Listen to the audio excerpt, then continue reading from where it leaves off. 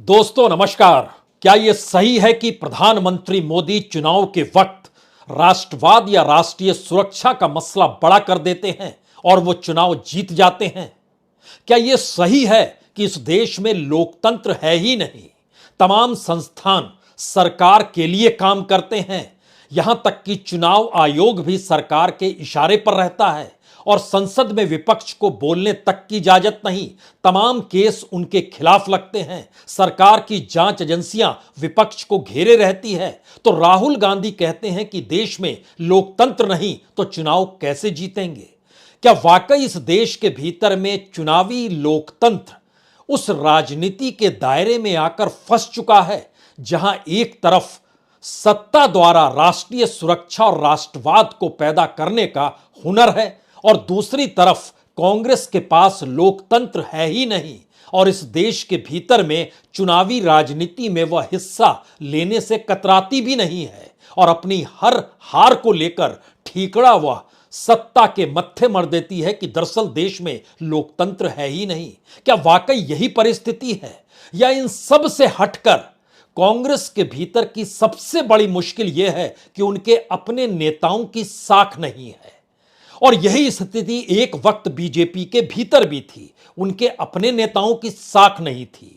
तो क्या ये एक नई रणनीति है अपने तौर पर, जहां राहुल गांधी के इर्द गिर्द समूचा विपक्ष एकजुट हो जाए, इसका प्रयास कांग्रेस करना चाहती है या राहुल गांधी कर रहे हैं या मैसेज यही दे रहे हैं? और दूसरी तरफ नरेंद्र मोदी ने जिस बिसात को बिछाया है उसमें बीजेपी का कोई नेता मायने रखता नहीं है, चाहे वो कितना भी बड़ा नेता एक दौर में रहा हो। लेकिन आज की तारीख में मोदी के इर्द गिर्द ही राज्यों के चुनाव भी घूमेंगे और केंद्र के चुनाव भी घूमेंगे और दूसरी तरफ विपक्ष एकजुट है ही नहीं और वहां के क्षत्रप अपनी ताकत को बरकरार रखने के लिए अपने अपने हिस्से की लड़ाई खुद लड़ने को तैयार हैं। तो ऐसे में विपक्ष एकजुट कैसे होगा? या फिर विपक्ष के सामने बड़ा सवाल यही है कि दरअसल कांग्रेस के आसरे वह सभी एकजुट हो नहीं सकते हैं। तो चुनौती विपक्ष को लेकर क्या पहली बार कांग्रेस के सामने है कि वही विपक्ष को एकजुट कर ले तो बड़ी बात होगी। और इसका अंतर्विरोध यह कहता है कि कई राज्यों में तो विपक्ष अगर एकजुट हो जाए और आमने सामने खड़ा हो जाए तो भी जीत विपक्ष की नहीं होगी, क्योंकि कई राज्य ऐसे हैं जहां पर बीजेपी और कांग्रेस ही तो आमने सामने है, लेकिन वहां पर भी लोकतंत्र का ना होना या फिर राष्ट्रीय सुरक्षा या राष्ट्रवाद का राग गाना, वहां पर मोदी सत्ता को जीत मिल जाती है।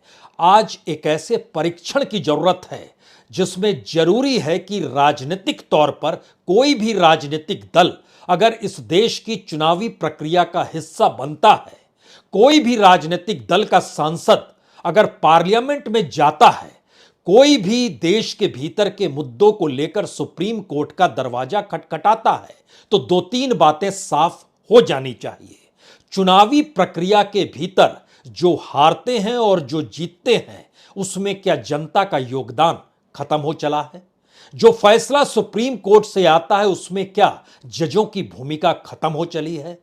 जो पार्लियामेंट के भीतर लोकतंत्र के मंदिर के तौर पर पहचान लिए बहस होती है, वो बहस अगर नहीं हो पा रही है तो क्या वाकई संसद के लोकतंत्र की मौत हो चली है, जिस मंदिर का जिक्र संसद के जरिए हो रहा है? इन तमाम सवालों को परखने के लिए बहुत जरूरी है कि जो चुनाव परिणाम कल आए उनके अक्स तले 2024 को देख लीजिए।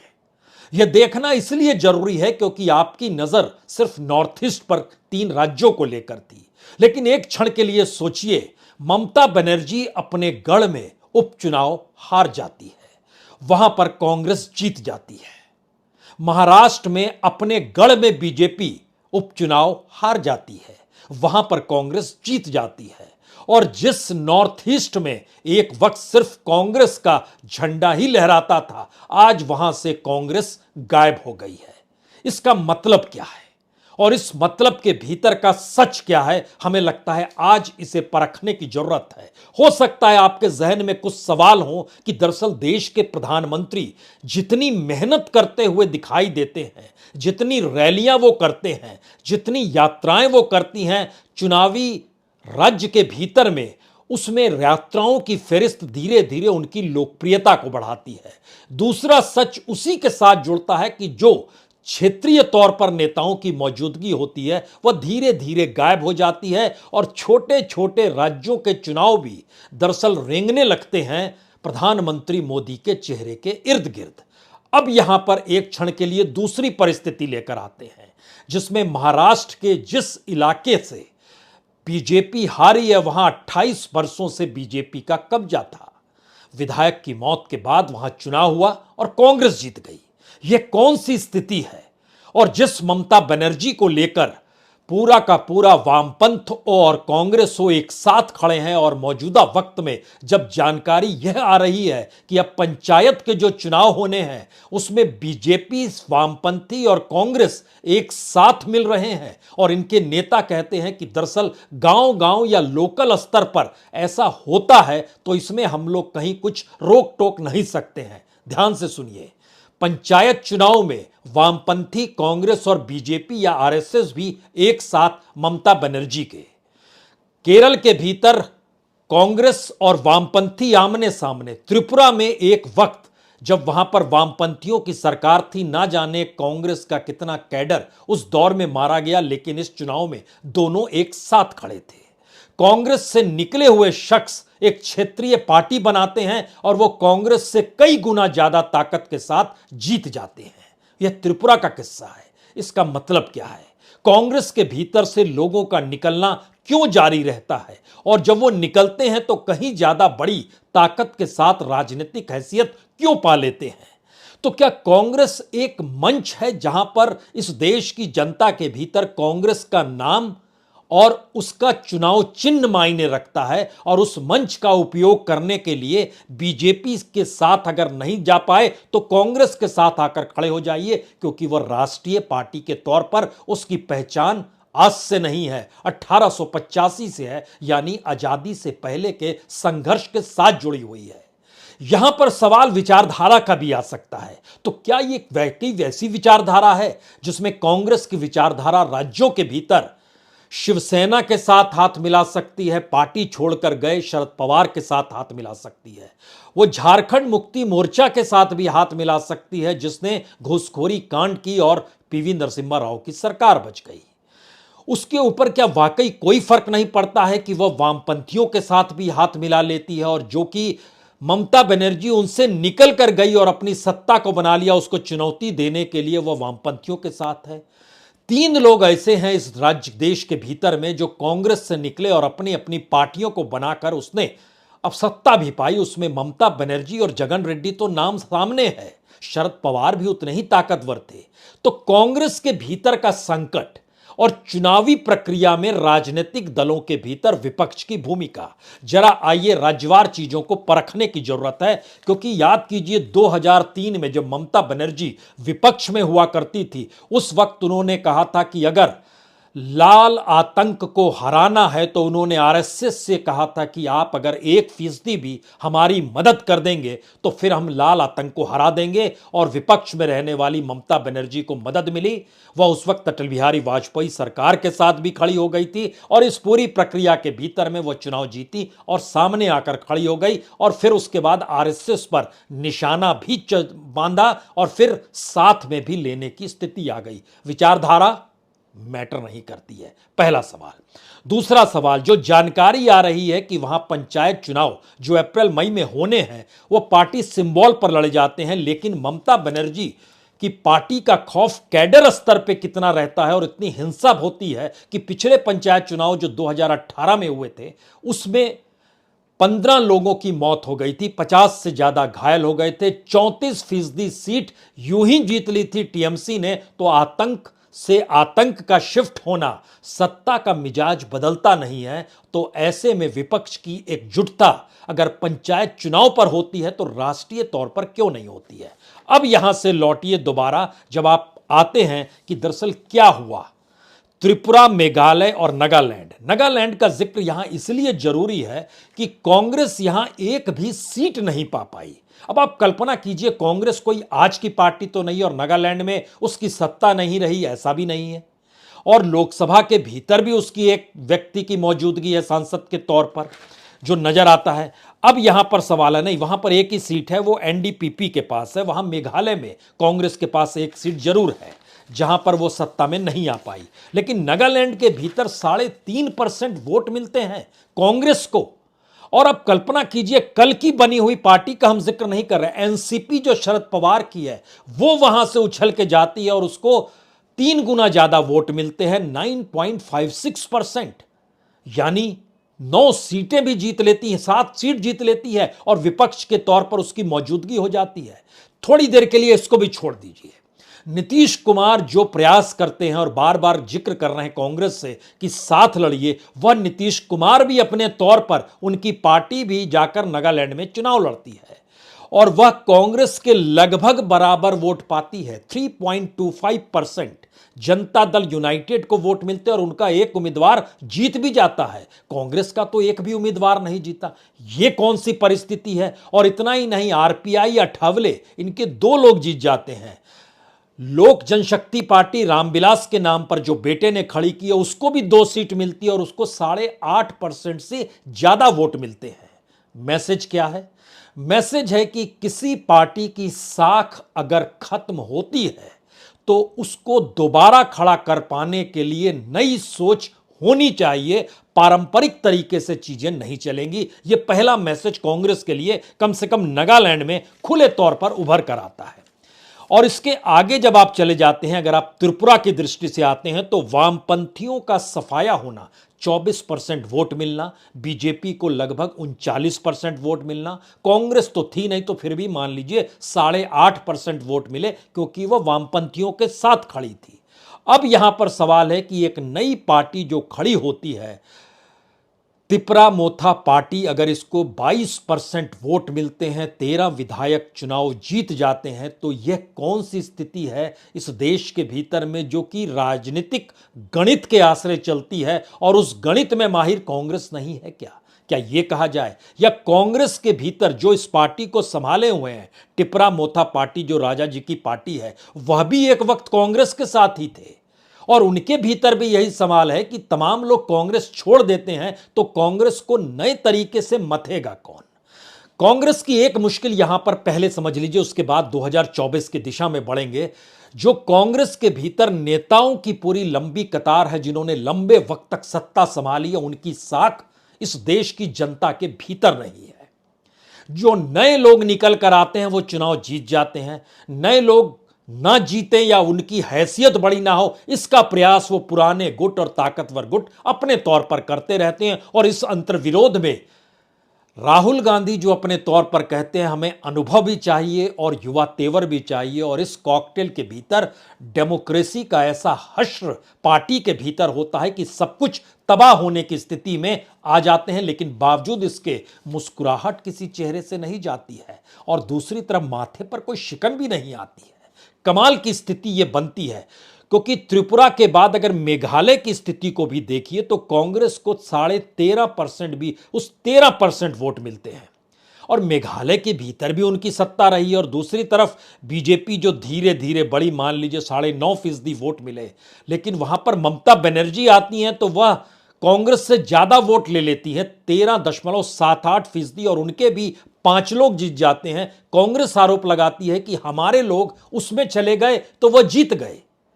तो आपने अपनों को टिकट इसलिए नहीं दिया कि आपको लगा कि चीजें आपके अनुकूल नहीं रहेंगी, एंटी इनकम्बेंसी है, या बदल डालिए, तो वह भी बदल दिया। तो इसके मतलब एक दूसरा मतलब निकल रहा है कि कांग्रेस की छवि अपने तौर पर जो पारंपरिक तौर पर थी वो झटके में लोगों के जहन से उतर गई है, या इस दौर में बीजेपी का जो प्रचार प्रसार रहा है उसने बड़ा इफेक्ट किया है और वो तमाम नई नई पार्टियां आती हैं मैदान में और वो एक झटके में कांग्रेस के उम्मीदवारों को उठाती हैं, चुनाव जीत जाती हैं। वो कांग्रेस के वोट बैंक उनके साथ आकर खड़े हो जाते हैं, यानी बीजेपी के खिलाफ विपक्ष का वोट बैंक भी कांग्रेस के साथ क्या नहीं है, और कांग्रेस के साथ अगर नहीं आता है और कांग्रेसी ही अगर दूसरी जगह चला जाता है, उसके साथ खड़ा हो जाता है, तो इससे बड़ा संकट कांग्रेस के लिए कभी नहीं था जो मौजूदा वक्त में है। और इसी रास्ते के आश्रय जाना है 2024 की दिशा में। अब यहां पर एक सवाल और है जो उपचुनाव को लेकर हम खास तौर पे करना चाह रहे थे। कस्बा पेट 28 साल से, जो पुणे के सीट है उस इलाके में कस्बा सीट है, 28 साल से यहां बीजेपी जीतती आई। इस बार ऐसा क्या हुआ कि कांग्रेस जीत गई, बीजेपी हार गई? कोई नेता नहीं गया, कोई ऐसा बड़ा नेता नहीं गया उस इलाके में। वह अपने तौर पर वहां पर जो रविंद्र धाननेकर है वो अपनी लड़ाई लड़ रहे थे और उन्होंने लगभग 10,000 वोटों से बीजेपी के कैंडिडेट को हरा दिया। और दूसरी तरफ चिंचवाड़ उसके बगल की सीट है, वहां पर नहीं हरा पाया। एमवीए का कैंडिडेट जो संयुक्त तौर पे खड़ा था वो नहीं हरा पाता है, लेकिन दूसरी तरफ बीजेपी वहां जीतती है। ये मैसेज क्या है? पहली बात। दूसरी बात, बंगाल की जो सागर निधि सीट है जहां पर ममता बनर्जी का कब्जा रहा, वहां पर टीएमसी का कब्जा रहा, वहां पर कांग्रेस कैंडिडेट जीत जाता है तो ममता बनर्जी क्या कहती है?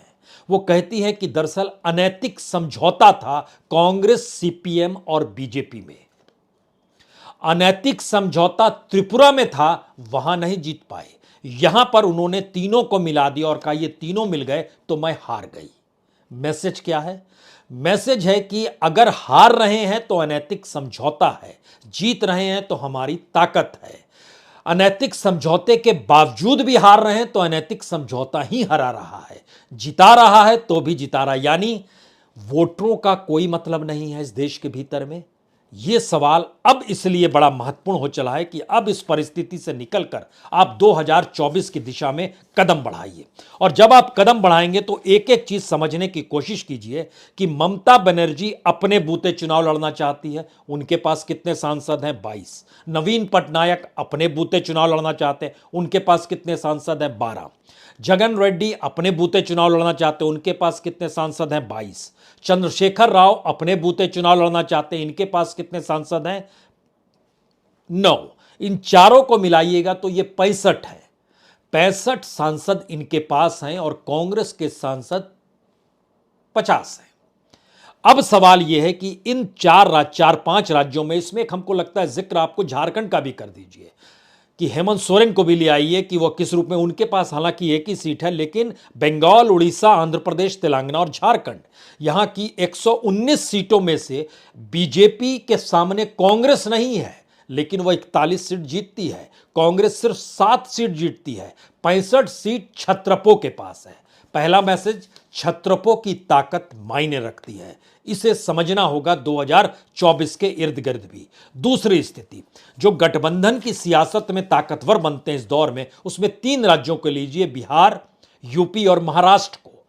इन तीनों राज्यों में 3 नेताओं का जिक्र कीजिए। उत्तर प्रदेश में नीतीश, बिहार में नीतीश और तेजस्वी का, उत्तर प्रदेश में अखिलेश और मायावती का, महाराष्ट्र में उद्धव और शरद पवार का। यानी 2-2 का ग्रुप अपने तौर पर तीनों राज्यों में चल रहा है। इन 3 राज्यों की कुल सीटें 168 सीट है, उसमें से बीजेपी 102 पर जीत जाती है।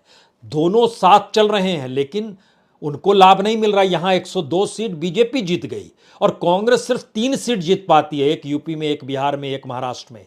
और जो विपक्ष के तौर पर जिनकी मौजूदगी है उनके पास 62 सीटें होती हैं। लेकिन इस 62 के भीतर का सच यह है कि बीजेपी के साथ मिलकर नीतीश कुमार बिहार में लड़े तो 16 सीट जीते, शिवसेना साथ मिलकर लड़ी तो उसके पास भी 18 सीट आई। यह बड़ा महत्वपूर्ण है। अब अलग स्थिति है तो वहां पर भी कांग्रेस की मौजूदगी नहीं है, लेकिन छत्रप राष्ट्रीय पार्टी के साथ मिलकर लड़े तो जीत गए। तो 2024 की दिशा क्या कहती है? बहुत साफ कहती है कि दरअसल अगर एकता, एकजुटता नहीं हुई इन 3 राज्यों के भीतर में तो वहां पर बीजेपी जीत जाएगी। इन तीनों जगहों एकजुटता नहीं हुई तो फिर कोई मतलब नहीं है विपक्ष का। यह बहुत साफ मैसेज है। इसके अलावे अब उन राज्यों में आइए जहां सीधे टकराव होता है बीजेपी और कांग्रेस का, उसके में कर्नाटक को भी ले लीजिए आप, उसमें मध्य प्रदेश को लीजिए, गुजरात को लीजिए, राजस्थान को लीजिए, छत्तीसगढ़ को लीजिए, उत्तराखंड को लीजिए, हिमाचल प्रदेश को लीजिए, हरियाणा को छोड़ दीजिए क्योंकि वहां चौटाला की मौजूदगी है, थोड़ी देर के लिए उसको छोड़ दीजिए। तो इन 7 राज्यों की 128 सीटें हैं जहां पर सीधे कांग्रेस और बीजेपी आमने सामने है। तो 128 सीटों में से 121 सीट बीजेपी जीत गई कांग्रेस सिर्फ 4 जीत पाई और 3 सीट कोई दूसरी पॉलिटिकल, जेडीएस मान लीजिए 1 सीट जीत पाई, एक आरएलपी जीत पाई जो कि राजस्थान के भीतर लेकिन बीजेपी के साथ थी, एक इंडिपेंडेंट कर्नाटक में जीत गया। लेकिन मैसेज क्या है? मैसेज है कि जहां सीधे टकरा रहे हैं, एक तरफ राष्ट्रवाद और राष्ट्रीय सुरक्षा है और दूसरी तरफ लोकतंत्र का नहीं होना है और विपक्ष है नहीं, कर्नाटक माने छत्रपों की मौजूदगी नहीं, यानी सीधे कांग्रेस और बीजेपी वहां पर मैक्सिमम स्ट्राइक रेट बीजेपी का है। यह परिस्थिति परसेप्शन से बदलती है, यह परिस्थिति मेहनत से बनती है, यह परिस्थिति लोगों के बीच जाकर काम करने से बनती है। यह कौन सी परिस्थिति है जिसमें आप 128 में से 121 सीट बीजेपी जीत जाती है और महज 4 सीट कांग्रेस जीत पाती है? यह तो आमने सामने की स्थिति आकर खड़ी हो गई। यानी 3 स्थितियां आपके सामने हमने रखी, एक जहां पर कांग्रेस बीजेपी आमने सामने, दूसरी जहां गठबंधन है, और तीसरी जिस गठबंधन का कांग्रेस से कोई गठबंधन नहीं है, जो छत्रपों की मौजूदगी है। इन 3 परिस्थितियों के बाद चौथी परिस्थिति जो इस देश के भीतर में निकल कर आती है, उसमें आपको विचारधारा गायब मिलेगी। जब हम विचारधारा गायब कहते हैं तो कांग्रेस एक विचारधारा का जिक्र करती है, बीजेपी भी एक विचारधारा का जिक्र करती है, बाकी कोई पॉलिटिकल पार्टी इस देश में विचारधारा का जिक्र नहीं करती है। लेफ्ट अपने तौर पर जरूर करती आई, लेकिन उसकी धीरे धीरे जमीन ही इस देश के वोटरों ने खिसका दी। बीजेपी जब विचारधारा का जिक्र करती है तो वो चुनाव जीतने के लिए हर उस हथियार को अपनाती है जिससे वो चुनाव जीत जाए। वो आप कह सकते हैं ईडी सीबीआई है, वो आप कह सकते हैं विधायकों की खरीद फरोख्त है, वो आप कह सकते हैं डराना और खरीदने के अलावे जो समीकरण होता है उसको बैठाना है। यह भी आप कर सकते हैं कि नेशनल पॉलिसी का हिस्सा बना दिया जाता है। आज यहां पर ओबीसी, कल वहां पर दलित, और तीसरी स्थिति में अब अल्पसंख्यकों की याद आ गई, क्योंकि बंगाल में सेंध तब तक नहीं लगा सकते हैं जहां पर 30% मुस्लिमों के भीतर बीजेपी ना घुस जाए। तो नेशनल एग्जीक्यूटिव तक में प्रधानमंत्री बोलने से नहीं घबराते हैं बीजेपी को कि अपने कार्यकर्ताओं को घुसिए, अल्पसंख्यकों के साथ मेल जोल बढ़ाइए, मैसेज दीजिए कि हम उनके लिए हैं, या इससे पहले उन्हें क्या मिला तो हमारे साथ आकर खड़े हो जाए। यह भी स्थिति बताई जाती है। लेकिन कांग्रेस भी एक विचारधारा का जिक्र करती है, तो कांग्रेस की कौन सी विचारधारा लालू यादव और नीतीश कुमार से मेल खाती है? कांग्रेस की कौन सी विचारधारा हेमंत सोरेन से मेल खाती है? कांग्रेस की कौन सी विचारधारा शिवसेना और शरद पवार से मेल खाती है? कांग्रेस की कौन सी विचारधारा डीएमके से एक वक्त मेल खाती थी, एक उससे पहले एआईडीएमके के साथ भी मेल खाती थी? वो कौन सी विचारधारा किस जगह पर किस रूप में है, कोई नहीं जानता है।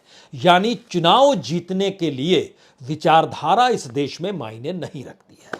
चुनाव जीतने के लिए लोकतंत्र पर खतरा और राष्ट्रीय सुरक्षा और राष्ट्रवाद का जो मैसेज होता है, वह इस रूप में क्या वाकई इस देश को प्रभावित करने की दिशा में बढ़ गया है, जहां पर मैसेज ये आए कि जिसने ऐसी स्थिति बना दी कि लोकतंत्र है ही नहीं और तब चुनाव लड़ना पड़ रहा है, तो जनता कहेगी ठीक है, आपको ही जिताते हैं, आप लोकतंत्र ले आइए। और जब वह पार्टी राजनीतिक तौर पर करप्शन का जिक्र करती है तो मंच पर पीछे बैठे हुए कांग्रेसियों में दर्जनों कांग्रेसी ऐसे मिल जाएंगे आपको जो करप्शन के शिकार रहे हैं जब उनके पास सत्ता थी। दागी सांसद नहीं, दागी नेताओं की एक पूरी फहरिस्त रहती है, लेकिन सामने बैठे हुए राहुल गांधी जब इस बात का जिक्र करते हैं करप्शन से लड़ना है, भ्रष्टाचार हो गया है, तो वह उस राज्य में चले जाइए और वहां की राजनीतिक स्थितियों को पलटने की कोशिश कीजिए। वो राज्य राजस्थान भी हो सकता है, एक वक्त पंजाब भी था जब कैप्टन थे, एक वक्त छत्तीसगढ़ भी है। वहां पर विपक्ष भी इन्हीं बातों का जिक्र करता है, लोकतंत्र तो है नहीं साहब, सत्ता जैसे मन चाहे वैसे चीजों को हाँकती है। आखिरी मैसेज, सत्ता जिसके पास होती है वह सत्ता को उसी अनुसार चलाता है, यह इस देश का सच है क्या? दूसरी बात, इस सच के भीतर पहली बार बीजेपी ने एक नया तड़का लगाया जिसमें उसको समझ में आ गया कि जो कॉन्स्टिट्यूशन के चेक एंड बैलेंस हैं, अगर उस चेक एंड बैलेंस को अपने लिहाज से चेक कर लिया जाए तो फिर विपक्ष की कोई हैसियत नहीं बचेगी। और तीसरी बात, विपक्ष को यह कभी समझ ही नहीं आया कि दरअसल उसकी एक एक दो दो सीटों पर जीत उस लोकतंत्र को जिंदा रखती है जिस लोकतंत्र को खत्म करके लोकतंत्र है का राग सत्ता गाती है। और विपक्ष इस मामले में खुद की पीठ ठोकने से नहीं घबराता है। देखिए, हम चुनाव जीत गए। यानी विपक्ष की एकजुटता ना हो या विपक्ष की एकजुटता हो, 2024 उस दिशा में जाकर खड़ा हो चला है। और बीजेपी के बारे में यहां बोलना शायद बेमानी होगा, क्योंकि उसकी पूरी बिसात पर विपक्ष की गैर मौजूदगी उसको जीत दिलाती है। और विपक्ष की गैर मौजूदगी का मतलब है कि हर के पास एक अपनी राजनीतिक धारा है, जिसने 2024 की दिशा में बढ़ते हुए कदम को चुनाव होने से पहले ही बहुत सारी तस्वीरें साफ करके खड़ी कर दी है। पढ़ सकते हैं तो पढ़ लीजिए, ये तकरीरें हैं। बहुत बहुत शुक्रिया, बहुत बहुत शुक्रिया।